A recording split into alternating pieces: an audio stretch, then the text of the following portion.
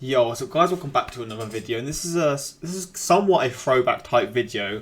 Like some of my biggest videos on this channel are my reactions to stadiums. I did one to the NFL, to the NFL, NHL, and the MLB.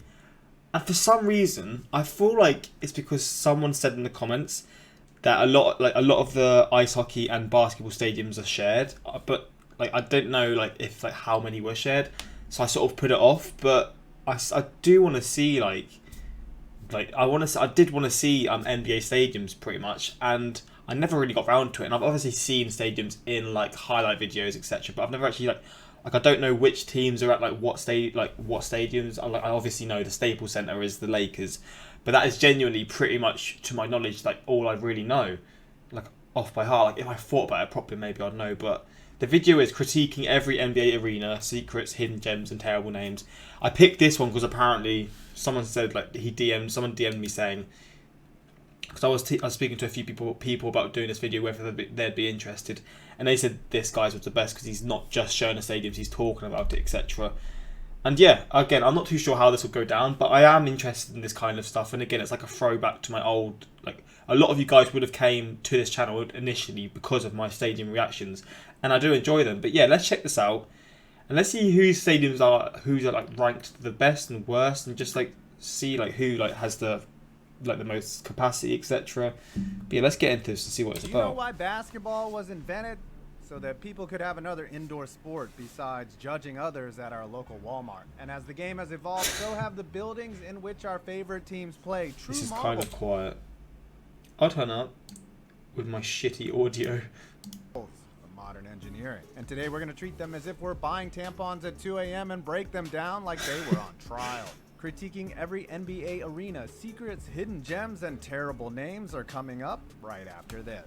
Outfitting that a ticket app would be sponsoring this. Get your money, bro. Get your money. Not an engineer, and out of respect for your time, I keep things brief. And for this video, the arenas are sorted by worst name, not seating capacity, and there are some terrible names here. Madison Square Garden, New York, New York. Why does it say New York twice? Wait, the state and then the city, right? Team New York Knicks. Capacity 19,812. Open 1968. I'm probably not going to read every single one unless it stays for long.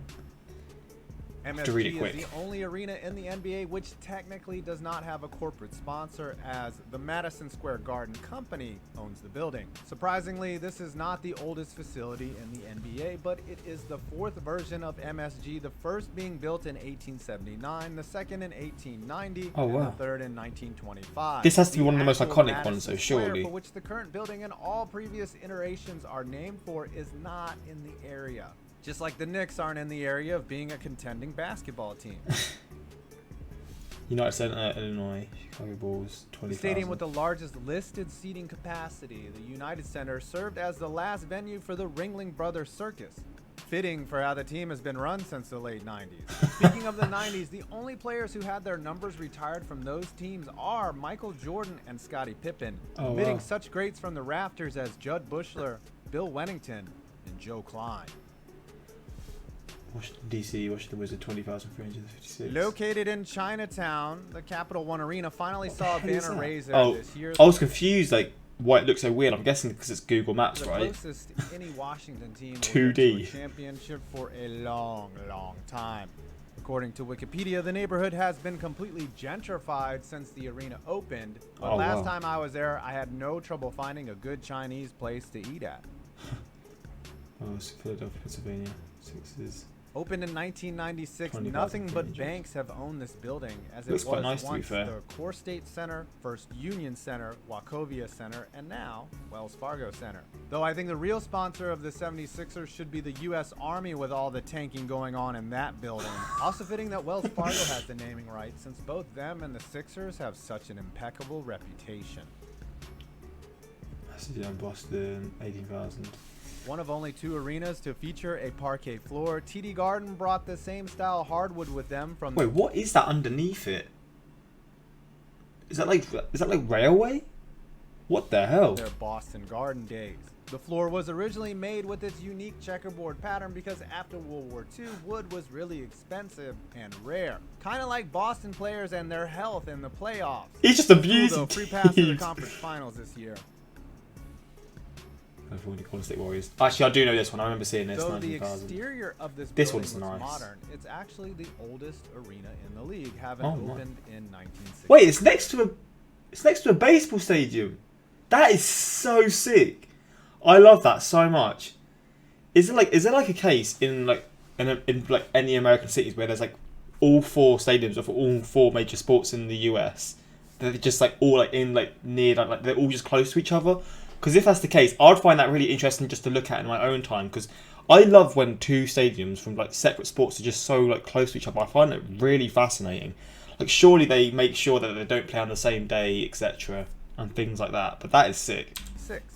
Apparently, because of red tape and politicking, the Warriors were to be in a new arena in 2018, but will start the 2019 season in their new digs, having won their third. Oh, look at that. That is mad. Consecutive NBA championship. It's a shame that they're now the worst team in the league by like off ranking. A bold prediction. And this video was made about 2 years ago, I think, as well. North Carolina Charlotte Hornets 19,000. This is a newish opened one then. Though Spectrum Center hasn't been the site of much good NBA basketball, it's only seen 3 playoff series, all of them ending in L's. The arena was the site of the first ever 16 seed beating a 1 seed when UMBC beat on UVA like Leonard got beat in Full Metal Jacket. Also, the NBA All-Star Game was supposed to be there in 2017, but it got canceled because... Oh, wow. Michigan Detroit Pistons 20,000. The league's second youngest arena, the LCA has some amazing amenities. And I love how the sponsors just dominate the stadium so much. Like it's such like a random thing that you wouldn't. Is it just basketball that has some really like insane sponsors? Actually, no, it isn't. It's all like American stadiums, isn't it? Like that is like a very American thing, isn't it? Like having sponsors over the stadium. I mean, it makes sense. There is like in all sports really, like in football. Like with Arsenal, for example, they're called Emirates Stadium, so like it happens in all sports, to be fair. But I love how they just got the picture on top of it. So nice that the Pistons got extreme jealousy and left the Palace to come play in the new sandbox. As I've said in my NHL vid, the ceiling has LED lights. Oh. There are murals outside, and I'm positive you can get cheap pizza there that will give you terrible heartburn. Minnesota Timberwolves 90,000. The first arena to have a green roof. Yes, that is grass. You see Oh my! I'm sorry for pausing it a lot. That's different. I'm guessing you can't get on top of that unless you like work there. on top of the Target Center. I mean, can they grow corn up there too while they're at it? Not many exciting details about this arena other than it's always been named the Target Center, and the LFL I like it, Minnesota though. Valkyrie used to play there too. 20 Raptors. Ah, the Scotia, home of the Raptors and the Leafs. The building was previously named the Air Canada Center until last That's year white when in their the owner city. sold the name. In 2014, they installed some statues, none of which are basketball players. Which Raptor would you make a statue of? Oh, 'cause Hardy, I guess. Ice hockey, of course. Brooklyn Nets. Again, The soon-to-be basketball-only venue features the Oculus. I like that. Oh! Am I weird for liking that? Maybe because Barclays is a... like I don't know why. Maybe because the colour of it? Like the sort of... Actually, I don't know if I like it. I kind of like it.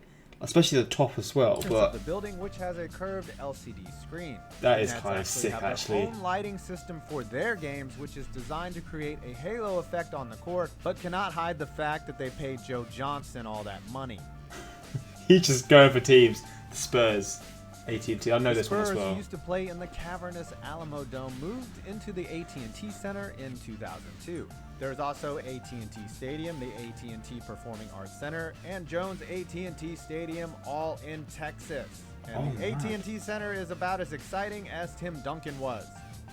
Maybe that's why I was familiar with the stadium name as well. Located in downtown Dallas. Dallas, the American Airlines Center is built like a Quonset hut, a cheap and effective storage unit that was popularized after World War II. It's this architectural style that has earned the building the nickname, the Hangar.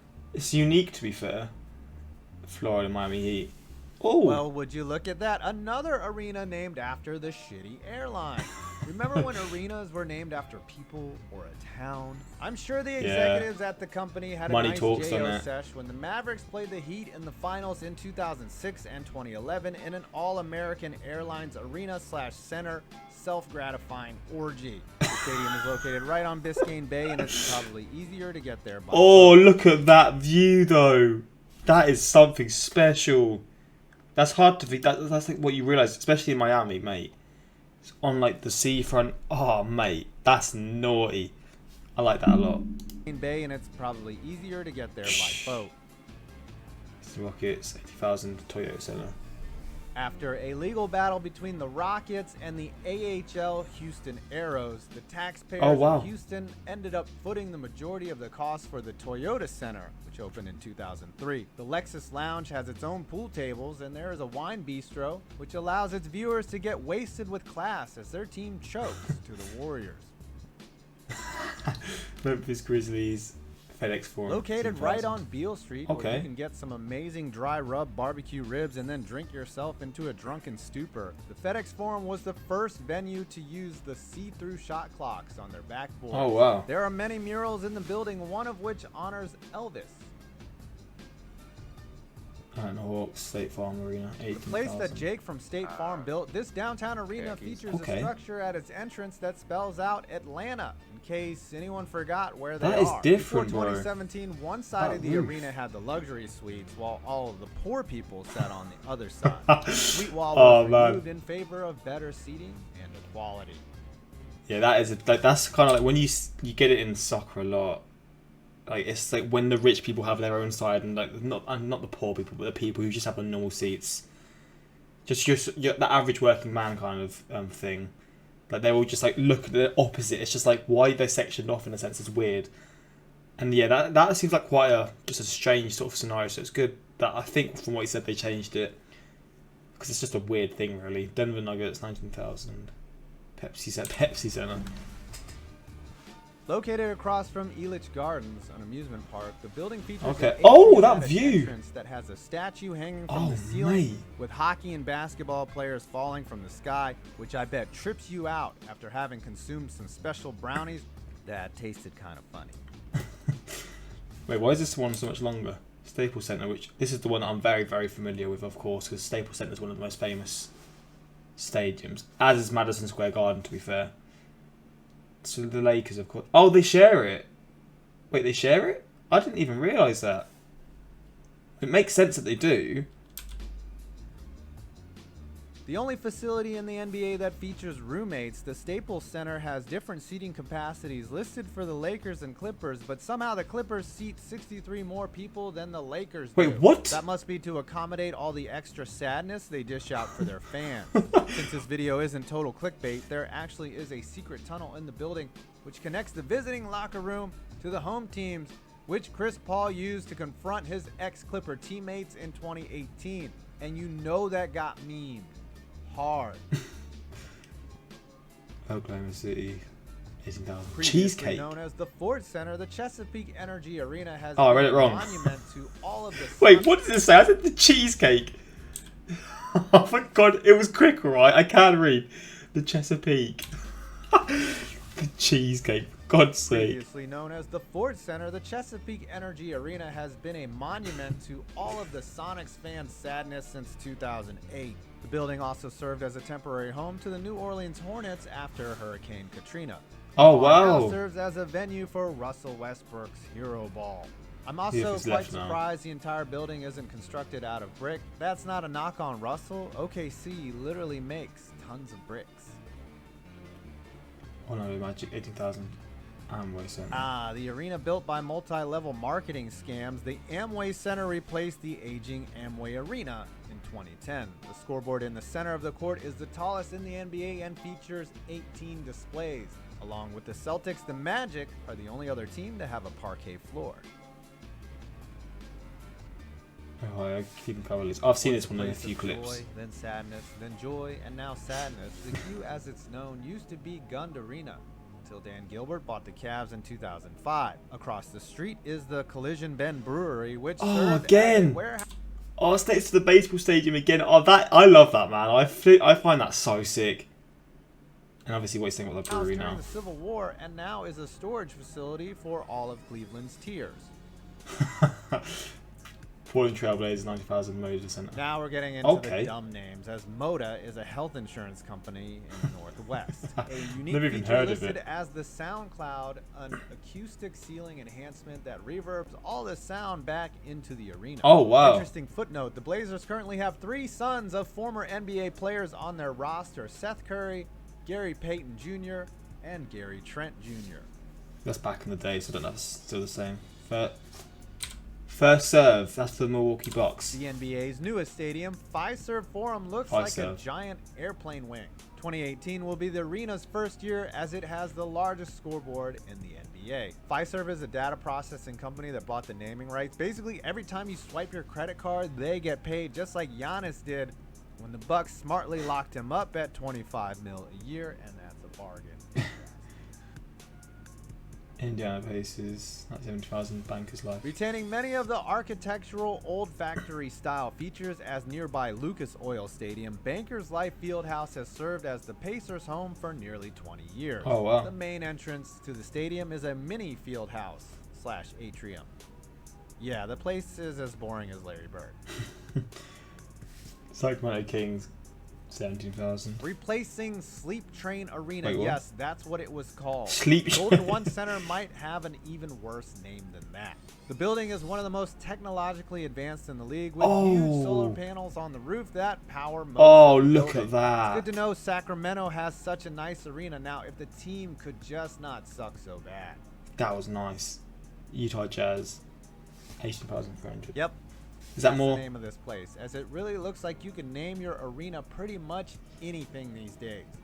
Opened in 1991, it used to be called Energy Solutions Arena, a company that handled nuclear waste. Some fans cheekily called it the Chernobyl, which is hilarious.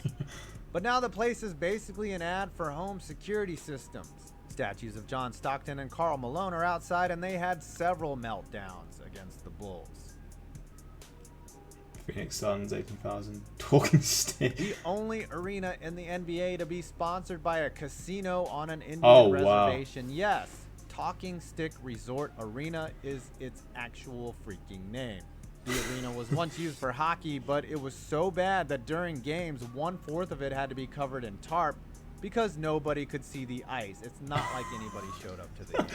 Now it serves as a venue for the Phoenix Suns, who win about as much as people do in a casino. And finally, New Orleans Pelicans, 16,000. This is the smallest one. Checkers and Oh Rallies my lost God. the bidding war to name this arena. They're both like spaceships next to each As other. the Smoothie King Center sounds like a great place to get whatever substance you That's want, nice, to be blended fair. with ice and yogurt, and watch some NBA action. I wish I could tell you more about this arena, but do you really want me to take this seriously when the building is named the Smoothie King Center? All I can think of is those Squatty Potty commercials and rainbow flavored diarrhea. What the hell? I'm done. I'm done. It's off to Walmart to go pizza. Well, I hope you enjoyed this video. Don't It was forget fun to little video, download to the be fair. SeatGeek app from the link below and use my code FPV, and check out my other I don't know if he really showed me many pictures of what the stadiums look like, but I like how he explained it, to be fair. Which of these stadiums is memed the most? Because in the world that we're living in now, with the internet, things are memed for their names or how they look. Which of these is memed the hardest? Because to be fair, like from what I saw, none of them were bad looking. I mean, again, I couldn't see them all very clearly. Maybe I should do it in my own time, just looking at each one. But from the names, which ones are memed the most? And I feel like I've asked this before, but I feel like it'll be pretty obvious. The most iconic stadium must be, how I thought, the Staples Center. But saying that, it's quite a newer stadium compared to some, so maybe it's not. But from my knowledge, I guess it would be. But I'm not too sure, to be honest, because Staples Center may be more iconic just because of the fact that it's a stadium that's had other sports. Like, it has all sports, not just basketball. And maybe when it comes to basketball, it'll be a different stadium that I'm not too aware of. But still, that's my guess, I guess you could say. Who's watching this after the Natural World Series? Yeah, saying that, this video is nearly 2 years old as well. Someone here, and then that's obviously. And is there any new stadiums that aren't in this that are now built? Because there were some that looked nice that I feel like the Golden State Warriors one, that looked naughty, man. look nuts. No, AT&T is such an exciting, so much less exciting. Yeah, like that disrespect, bro. But I enjoyed this video, man. If you did as well, please leave a like, and until next time, like, subscribe, peace.